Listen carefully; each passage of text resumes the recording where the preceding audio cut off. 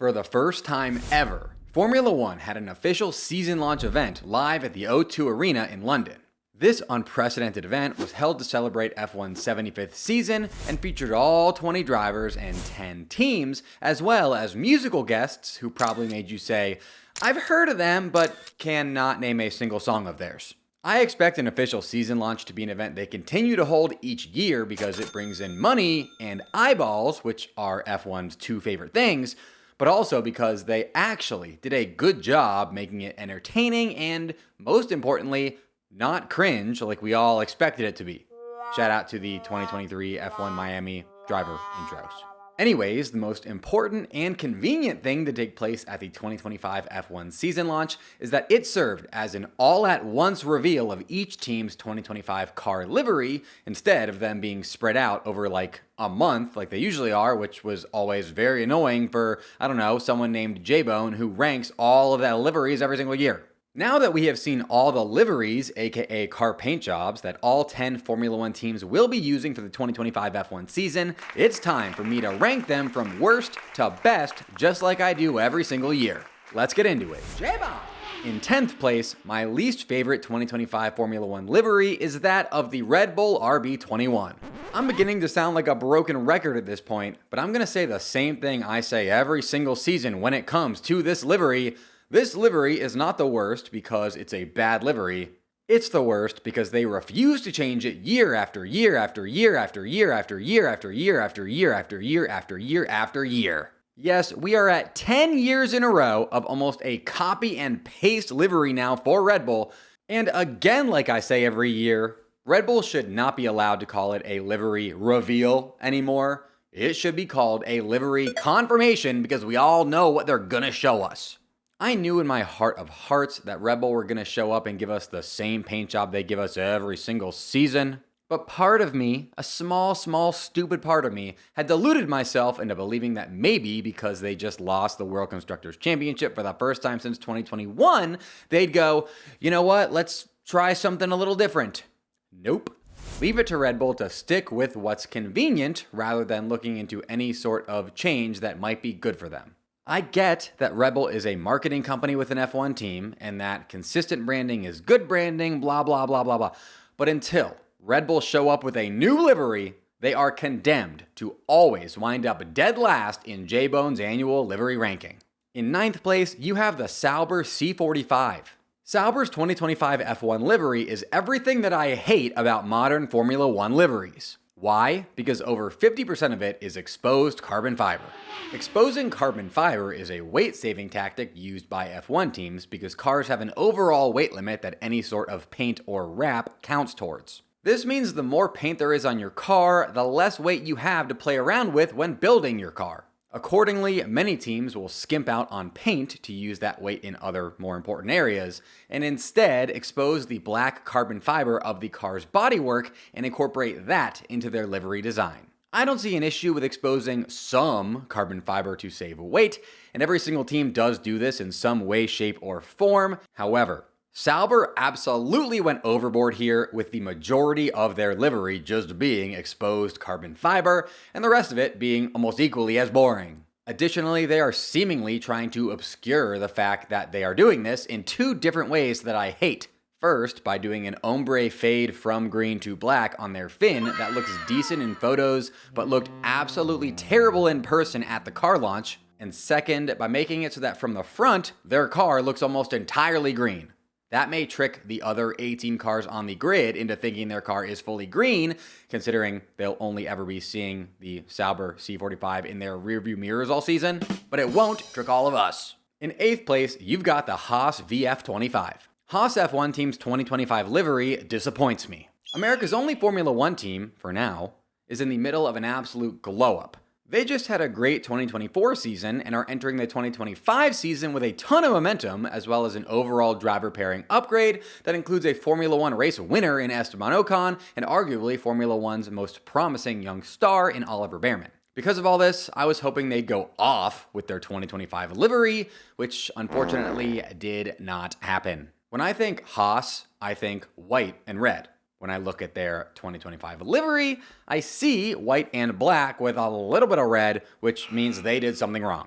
This thing needs more red and white paint and less carbon fiber. Yes, I know, weight saving, blah blah blah, but a few more grams of paint could have gone a long way here. If the Haas on the side pods was red instead of black, I think it would have made this livery legitimately 2 times better, but alas, they decided to save some weight by making it exposed carbon fiber, or they got some bad design advice, or both. Or J-Bone is wrong, but I do not think that's the case here. If it is, let me know in the comments. At least there is a silver lining here in that Haas's livery is far better and has far more going on than last year's Haas livery, so maybe next season we'll get the Haas mobile of our dreams if that trend keeps up.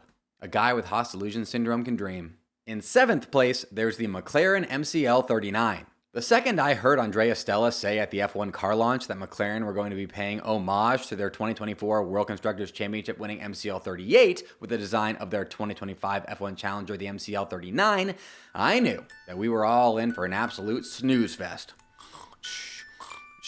If you know me, you know that my 2 least favorite things when it comes to F1 liveries are 1, reusing the previous year's design, and 2, exposed carbon fiber, and McLaren's 2025 car has committed both of those 2 cardinal sins by literally being just last year's car run back. That being said though, I do believe if it ain't broke, don't fix it. So I will give McLaren a pass just this once, okay? Just this once. Not in the future, just this once. Considering this livery just won them their first Constructors' Championship in 26 years, so I get why they might be attached to it. If I were going to improve it, it would be simple, more papaya. You're the papayas, add more orange. Also, put the chrome logo atop chrome paint for the whole season instead of just for like your little special events. Not only would that add a ton of character to the car, but chrome is also a historical McLaren livery color, so it would fit perfectly. Also, that's just an incredible brand integration. I don't know why they don't do that all the time. I know it may be an unpopular opinion, but I'd also be cool with McLaren adding back some blue to their livery. My favorite recent McLaren livery is the MCL 34s. Just a thought. If you're looking for a pair of sunglasses that are high quality and start at only $25 a pair, you need to check out my sponsor, Gutierrez Sunglasses. All Gutierrez sunglasses are 100% polarized, made of high quality yet lightweight materials, and specially designed to not slip or bounce while on your face. Check this out. They also come in a zillion different styles, from the classics to the crazy, so no matter your personality, Gutierrez has you and your eyes covered. Whether you're looking for sunglasses for everyday wear or to put on while you run, play, pickleball, or reenact the Blues Brothers scene for scene, Gutierrez got you. I wear mine when I bike, and they keep me from doing that weird thing where you like cry because all the wind's in your eyes, but you're not really crying. The best part is, because they're so affordable, you do not have to worry about losing or breaking them. Actually, maybe the real best part is that Gutierrez offers a 1-year warranty and a 30-day money-back guarantee. If you need a new pair of sunnies, Gutierrez is giving Formula Bone listeners free shipping. You can go to Gutierrez.com/fbone and use code FBONE for free shipping. Gutierrez offers a 30-day money-back guarantee and 100% satisfaction. Again, that's Gutierrez.com/fbone and use code FBONE for free shipping. In 6th place, we've got the Mercedes W16. The 2025 Mercedes F1 car will be the first one not driven by Lewis Hamilton since 2012, and I thought that they would try to overcompensate for this lack of Lewis by making their car absolutely awesome to look at. Nope. There's just not much going on here when it comes to pros nor cons. It's kind of a nothing burger car. I guess for pros, the red Ineos airbox is gone, which I always thought was mega ugly and just clashed with the rest of the car. And the light blue looks cool. That's always been my favorite Mercedes color. I guess for cons, it's just kind of repetitive when compared to their recent liveries, and there's a lot of exposed carbon fiber, though Mercedes can get away with this more than other teams because they were doing it before it was a common weight-saving tactic. I don't like it. I don't hate it. It's just kind of like kind of like the whole Mercedes team, I guess, in general. In my opinion, when one of your team's nicknames is the Silver Arrows, you should probably have a lot more silver on your car than this. But who am I to argue with billionaire Mercedes team principal and CEO Toto Wolff? Side note, I still think it's insane that Toto Wolff is a billionaire. Like, how wild is that? He's worth $1 billion. He does seem like a pretty down-to-earth billionaire, to be fair, but that still blows my mind.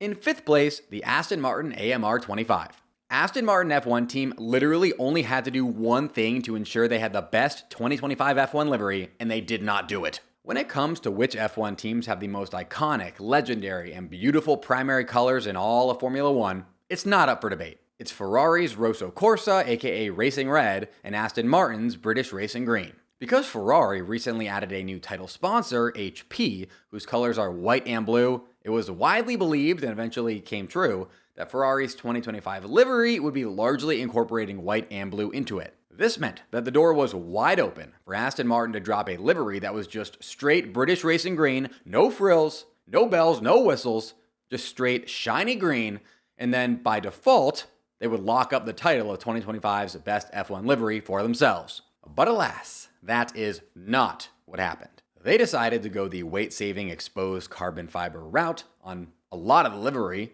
They sold an ugly white airbox sponsorship to some company called Madden. They leaned into their yellow accent color, and the rest is history. When will these teams realize that F1 is all about look fast, feel fast? And if your car looks cool, it will scare other drivers into thinking it's faster than it actually is. I'm actually not sure if that's like a real thing, but what I am sure of is that I could have easily made this car F1's most beautiful 2025 car if I were in charge. Now, if only I were Lawrence Stroll's son, I'm sure I could have gotten that job. In fourth place, I went with the Ferrari SF25. It is really hard for Ferrari to drop a livery that's not in the top 3 best Formula One liveries for any given season, but that is what happened this season. Look at this thing. It's just not what we have all come to expect from the Prancing Horses. It's not a bad livery per se, but it's just so much worse than it normally is and than it could be. That's partially not their fault. HP wanted a lot of blue and white in the livery, which just inherently clashes with red and yellow, but it partially is their fault. This thing needs to be brighter red, it needs more red, and it just looks disjointed because it's loaded with so many random sponsors. This thing's got more sponsors than a Formula Bowen video. It still ranks in the top 4 of 2025 F1 liveries to me because Ferrari's floor is so high, but man, it was disappointing. Especially considering this is Lewis Hamilton's first ever Ferrari car and could end up being the car to propel Ferrari to their first F1 championship since 2007. We all expected better, Ferrari. Welcome to the curse of having everyone expecting you to be perfect now that you have Lewis Hamilton on your team. In third place, I've got the Williams FW47. Williams Racing's 2025 F1 livery is the epitome of, all right. First and foremost, it's very blue.